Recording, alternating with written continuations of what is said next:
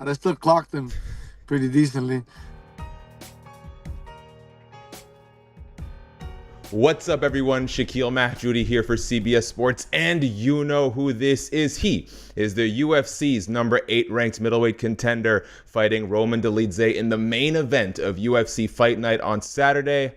Olive Garden's number 1 fan, Marvin Vettori. How's it going? Pretty good, thank you. Now, very good. Good, thank you. Disclaimer, not an Olive Garden guy. Has your opinion changed at all? Are we warming up at all to this American staple? No, zero. Zero. It's Okay. okay. I'm not a big fan myself either, but shout out to Nina Drama. Everyone has their thing. Marvin, where have you been? It's been a while since we've seen you in the octagon.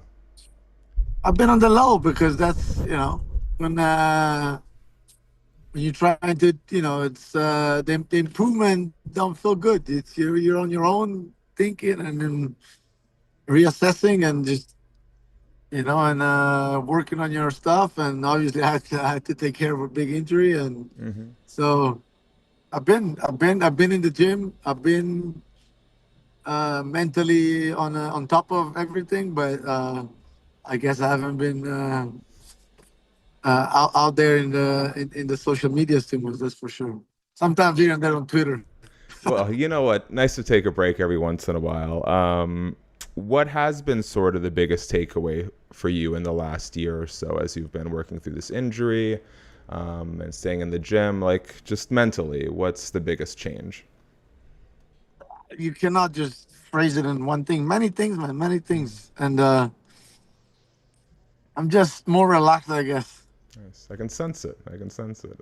Marvin Vettori was once like, I feel like the poster child for like a hothead, but like every time we talk, you're jovial, you're laughing, you're very relaxed right now. I know you Yeah, I said there's took the so many wrong things. side of the media, man. I didn't know. Like, listen, I come from a small town, and like it's everything happened fast, and I'm like, fuck, like like I was a bit naive, and like a lot of, I took, I thought people were sincere towards me so a lot of times, and I was just, it is what it is, But you live and learn, and that's part of life. So it is what it is.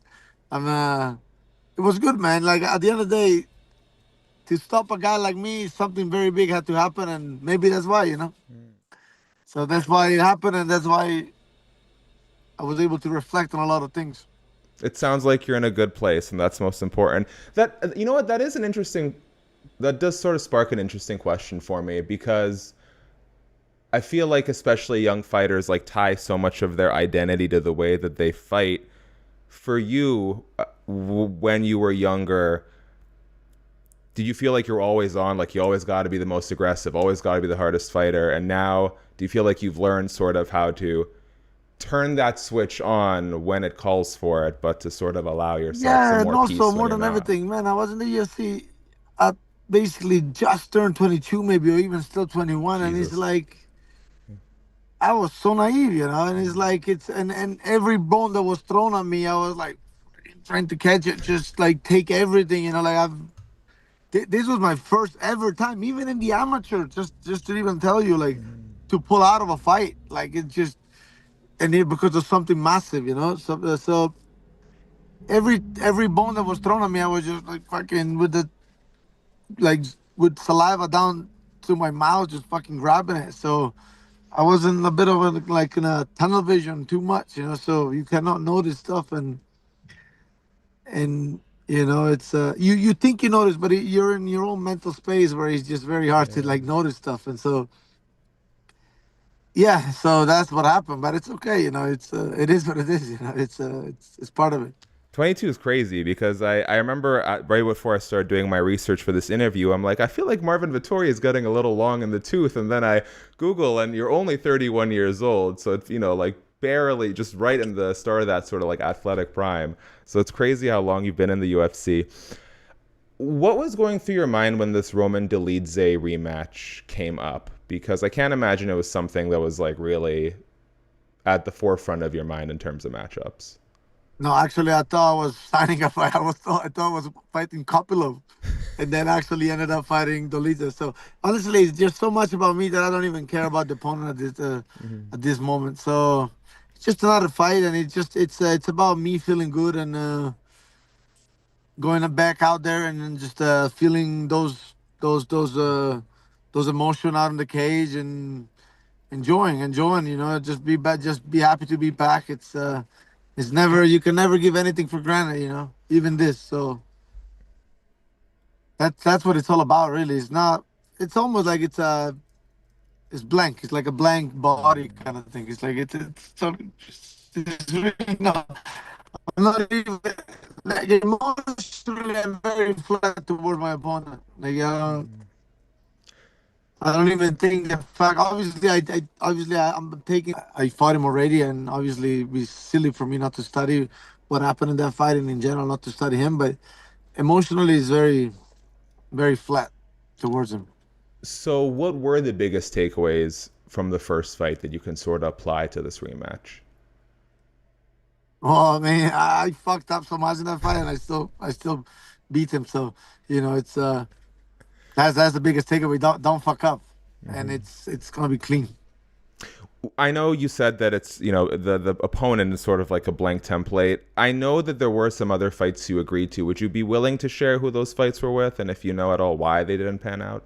But yeah, I mean, I don't care. Yeah, it was I don't even know if it was because it was of their side and nothing was like just just a couple names were thrown at me, but then it didn't go through. One was Pyfer and the other one was Pereira, I think. But I don't even know if their name got on their table. But they did get on my side, and I said yes, no problem. I wanted to fight so much that whoever that's what I'm saying. So. That's what I mean. It's not right. It's not about the opponent at all. We may not have seen you in the octagon in a while, but we did see you sort of throw hands not too long ago. Would you be willing to Oh, share at all what happened with Brendan Allen? I know he was very unwilling to talk about it, so if you're not, that's okay. yeah. It's, it wasn't a big thing for me either. He's just he's talking a lot, and so I made sure I checked him because I can't see him around. He lives in Florida, but I can't see him, and I know I was gonna see him that day. And even then, it was hard for me to find him. So I found him, and then I still had one arm, but I still clocked him pretty decently. And yeah, I mean, just know if you talk shit about me, you're gonna get it's just because some people with this social media, I think it's they think they can get away with too much shit, and it's not the case. Because also, if, most likely I'm gonna see you, and yeah, I'm gonna come up to you for sure. Was it disappointing then that the actual fight with him didn't pan out? Yeah, I mean, of course, but then it might happen. Gotcha. I don't even want to. It is what it's. I wouldn't say it's irrelevant, but almost. I see. So, who cares? The last time we talked, I asked you if you would rather go for dinner with Izzy or Paulo Costa, and you were very excited about the idea of grabbing a bite to eat with Paulo Costa. So I want to make the question more difficult this time. Would you rather have dinner with Izzy or Brendan Allen? I would easy, bro. 100%. There you go. Fuck yeah. Easy, bro. Honestly, like, fuck you guys. It's interesting in some kind of way. Brandon Allen got nothing to it. What the fuck do I have to get from Brandon Allen, man? This guy, like said, no. It's like Jesus, no way. Easy, 100 times over. I like it. On the way out here, Izzy's making up with all of his old. He's training with Whitaker. He's hanging out with Pereira. So I guess Yeah, this is I the get next it, man. step. Like, like we get in the game, we're so fucking angry and everything, like, especially, me. But then, at the end of the day, but no, like, don't get me wrong, I'm not, I'm not like friend now. Like, well, we haven't talked, but all I'm saying is like, not that like, he's the most likable person that on my, for my point of view, but it still be obviously if I had to choose between the two, I'd pick easy 100 times. Uh, I want to end this by making you very angry. So I have a list of would you rather questions, all designed to outrage an Italian person. Are you prepared for this? All right. All right. First, we'll say which is worse, breaking spaghetti or putting ketchup on it? Oh fuck, both. You shouldn't be expelled from Italy right away. You gotta pick one. Fuck, I think putting ketchup is even worse, man. I agree. What's worse, Olive Garden or Old Spaghetti Factory? I don't even know Spaghetti Factory, and please don't let me know what it is. Okay, deal. Overcooked pasta or undercooked pasta, which is worse? Overcooked pasta. Okay.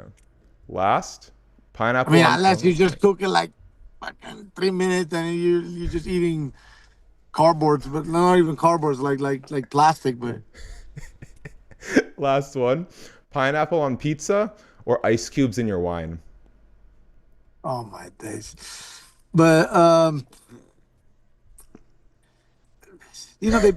seen now they put in ice cubes in champagnes and stuff on the rosé and stuff.